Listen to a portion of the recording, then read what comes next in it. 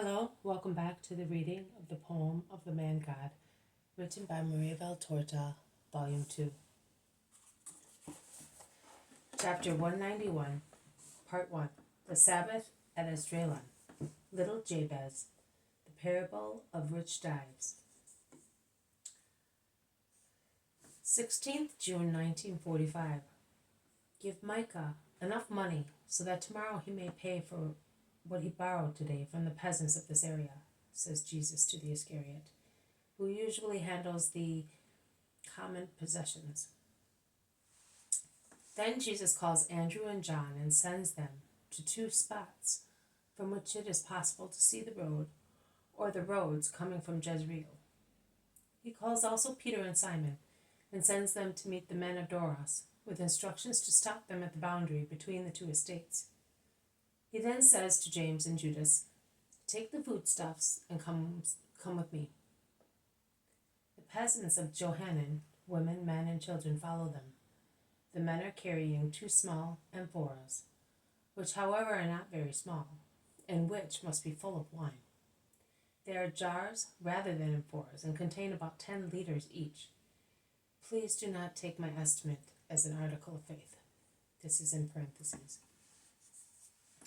They go towards a thick vineyard, which is already all covered with new leaves, at the end of Johannan's property. Beyond it, there is a large ditch which is kept full of water with, I wonder how much work. See, Johanan quarreled with Doris over this ditch. Johanan said, "It is your father's fault if everything is ruined. If he did not want to adore him, he should have been afraid of him, instead of provoking him." And Doris shouted like a demon, "It was this ditch that saved you. The insects did not cross it." And Johanan replied, "Why is all your property ruined then, when previously your fields were the nicest one in Esdraelon? It's God's punishment, believe me. You went beyond the limit. This water, it has been here all the time, and that is not what saved me." And Doris shouted again, "Which proves that Jesus is a demon. He is a just man." Johanan shouted back, and they continued for some time, while they had breath. Later, Johanan spent a lot of money to divert the torrent, to find other underground water sources, and to dig more ditches on the boundary line between him and his relative.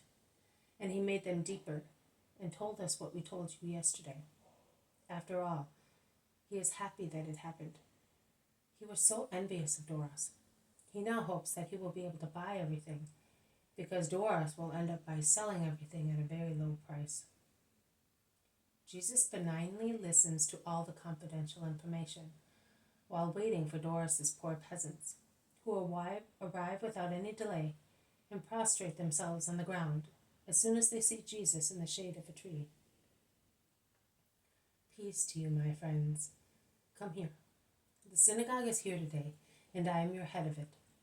But first, I wish to be the father of your family. Sit around me, that I may give you some food. The groom is with you today, and we will have a wedding banquet." And Jesus uncovers a basket, from which he takes some loaves of bread, handing them to the amazed peasants of Doros. From another basket he takes the foodstuffs he has been able to find, cheese, cooked vegetables, and a little kid or lamb, cooked whole, which he divides among the unhappy men. He then pours out some wine and hands round a coarse chalice so that everybody may drink. "Why all this? And what about them?" asked Doris's men, pointing to Johanan's men. "They have already had their share." "All this expense? How could you do that?" "There are still some good people in Israel," replies Jesus, smiling. "But this is Sabbath." "Thank this man," says Jesus, pointing at the man from Endor. "He got the lamb. It was easy to get the rest." The poor men devoured, it is the right word, the food, like of which they had not tasted for a long time. One of them, a rather elderly man, is pressing to his side a boy about 10 years old. He eats and weeps. "What is the matter, Father?" asks Jesus. "It's because your goodness is too great." The man from Endor says in his guttural voice, "That is true, and it makes you weep. But the tears are not bitter ones." They are not bitter, that's true. And then there is something I would like. My tears also express also a desire. What do you want, Father? See this child? He is my grandson. He was left to me after the landslide of last winter. Doros does not even know that he has come to me, because I have to let him live like a wild animal in the wood, and I see him only on the Sabbath. If he finds out, he will either drive him away or compel him to work. And this tender offspring of mine will be treated worse than a pack animal. At Passover, I am sending him to Jerusalem with Micah to become a son of the law, and after, he is my daughter's son. Would you give him to me instead? Do not weep. I have many friends who are honest, holy, and without any children. They will bring him up in a holy manner, in my way. Oh Lord, that is what I have been wishing for since I heard of you. And I prayed that holy man Jonah to save my grandchild from this death, because he knows what it means to belong to this master. Child, would you come with me? Yes, my Lord, and I will cause you no grief. That is settled.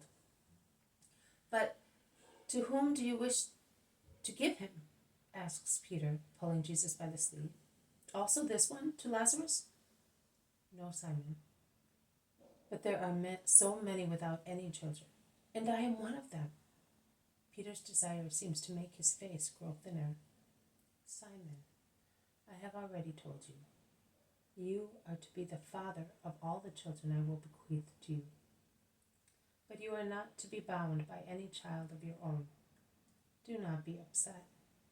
You are too indispensable to your master, who cannot detach you from himself because of an affection. I am exacting, Simon.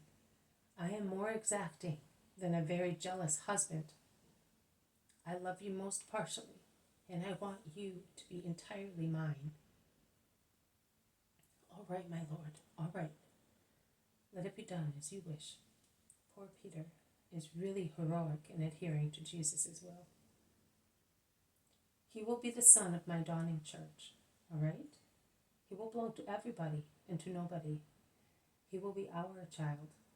He will follow us when distance will allow him to, or he will come to us and the shepherds will be his guardians. As in every child, they love their child Jesus. Come here, my child. What is your name? Jabez of John. And I am from Judah, says the boy without hesitating. Yes, we are all Judeans, confirms the old man.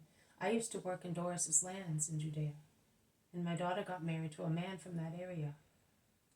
He worked in the woods near Arimathea, and last winter I saw the disaster.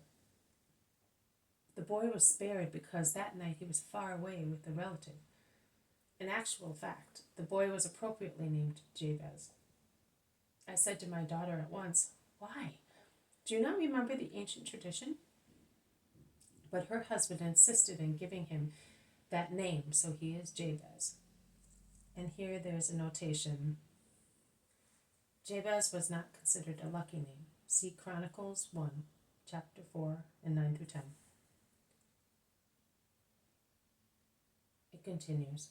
The child will call on the Lord, and the Lord will bless him and will extend his lands, and the hand of the Lord will be with him and will keep harm away from him.